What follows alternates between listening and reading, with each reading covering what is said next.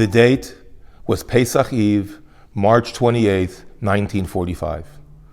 The place was one of the darkest on planet Earth, the Bergen-Belsen concentration camp.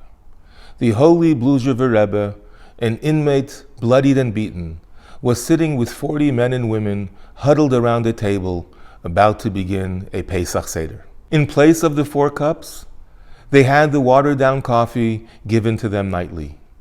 Bitter maror, unfortunately, they had plenty of. And the Haggadah would be recited quickly by the Rebbe himself.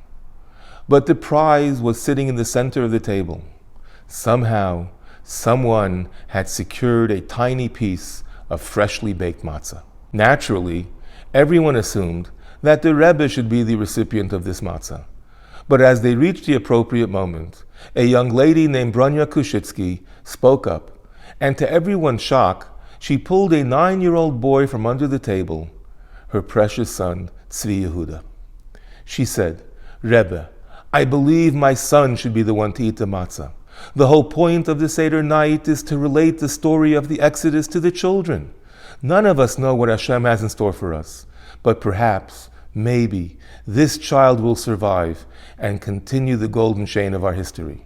Everyone wholeheartedly agreed, and with tears streaming down their cheeks, they watched as this young boy made the blessing al achilas matzah and ate the matzah. A mere 2.5 weeks later, Bergen-Belsen was liberated, and the Blujever Rebbe left Europe, ultimately settling in Brooklyn, New York. Bronya and her son also found themselves in New York, all alone, and the only person she really knew and trusted was the Blujever Rebbe. One day, Bronya came to the Rebbe's home, asking for an audience. She said she had recently received a shidduch suggestion to meet a certain Rabbi Yisrael Shapira, and since she doesn't know really anyone here, and certainly not this Rabbi Shapira, she wanted to get the Blujever Rebbe's advice on whether to go forward and meet this rabbi. With a twinkle in his eye, the Rebbe said, "Yisrael Shapira? I know him well. I think you should go on the date." When she came to the meeting, she was shocked to see that her date was none other than the Blujever Rebbe himself, whose name was Yisrael Shapira. They soon married and raised the young Tzvi Yehuda together, who later succeeded his father as Rebbe until his passing in 2015. Later in his life, people asked the Blujever Rebbe, "Why was it that you wanted to marry this woman specifically?" And he would always answer as follows: "The lady was in the middle of the darkest nightmare.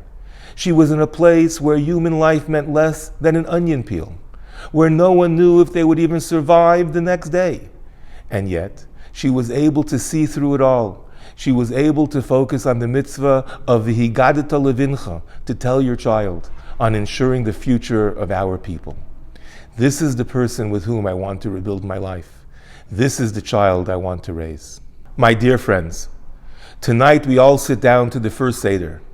And while the circumstances at our tables are nothing like those in the story, thank God, the truth is that we all have our own set of distractions, the things that want to pull us away from being present and experiencing a personal and fulfilling liberation. Like Bronya, let's look at our children.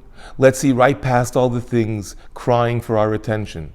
And let's remember that this holiday is about celebrating Jewish continuity. Tonight, all the heavenly gates are open. It's up to us to take it all in, to open those doors. Wishing you all a Shabbat Shalom u'Mevarach and a Chag Pesach Kasher v'Sameach.